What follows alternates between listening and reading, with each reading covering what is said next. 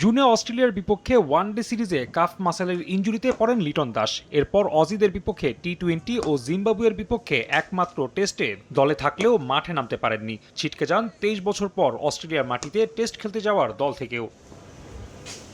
এই ইনজুরি নিয়ে জল ঘোলা কম হয়নি। পুরোপুরি সেরে ওঠার আগেই জিম্বাবুয়ে সিরিজে লিটনকে যুক্ত করায় কারণ দর্শানোর চিঠি পায় বিসিবির মেডিকেল বিভাগ। তবে এবার সুখবর পেলেন ওয়ানডে ও টি-20 অধিনায়ক। পুনর্বাসন প্রক্রিয়া দ্রুত হওয়ায় প্রথম টেস্টের স্কোয়াডে নাম উঠেছে এলকেডির। ব্যাপারটা ঠিক ওভাবে হুট করে হয়নি। আমরা সবাই জানি যে গত 26শে জুলাই মাসে বাংলাদেশ টেস্ট টিম ঘোষণা করা হয়েছিল এবং ওই মুহূর্ত পর্যন্ত যে লিটনের ফিজিক্যাল কন্ডিশন আপডেটটা ছিল ওইটা স্যাটিসফ্যাক্টরি ছিল না। লাস্ট 7 ডেজে ওর রিকভারি প্রসেসটা খুবই ভালো হয়েছে এবং ওভারঅল মেডিকেল সিলেকশন কমিটি এবং ওভারঅল বোর্ড মনে করেছে যে ওর যে প্রোগ্রেসটা এইটা গোয়িং ফরওয়ার্ড আরও দ্রুত হয়তো সে রিকভারি করতে পারবে।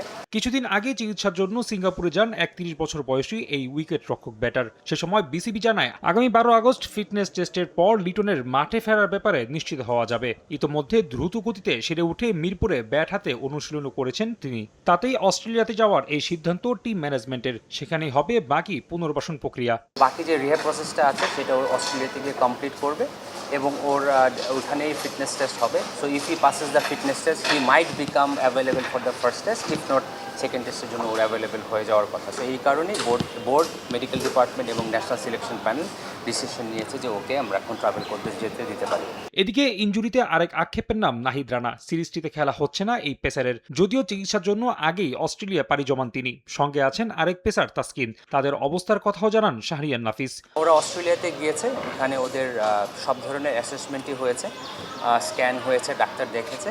তো মেডিকেল ডিপার্টমেন্টের বায়েজিৎ ভাই ওর সাথে ট্রাভেল করেছিল। তারা এখন অফিসিয়ালি আমাদের রিপোর্ট লেখেনি এবং আমরা জানি যে স্ক্যান এবং স্ক্যানের রিপোর্ট একটা স্টাডি করে রিপোর্ট দেওয়ার কথা। তো আমরা যে উদ্দেশ্যে ওদের পাঠানো, আমরা ওদের অ্যাসেসমেন্ট করতে পেরেছি। ফার্দার রিপোর্টের জন্য আমরা ওয়েট করছি।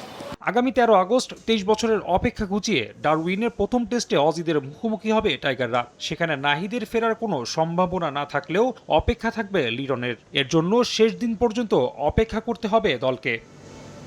রাফি আমিন, সময় সংবাদ, ঢাকা।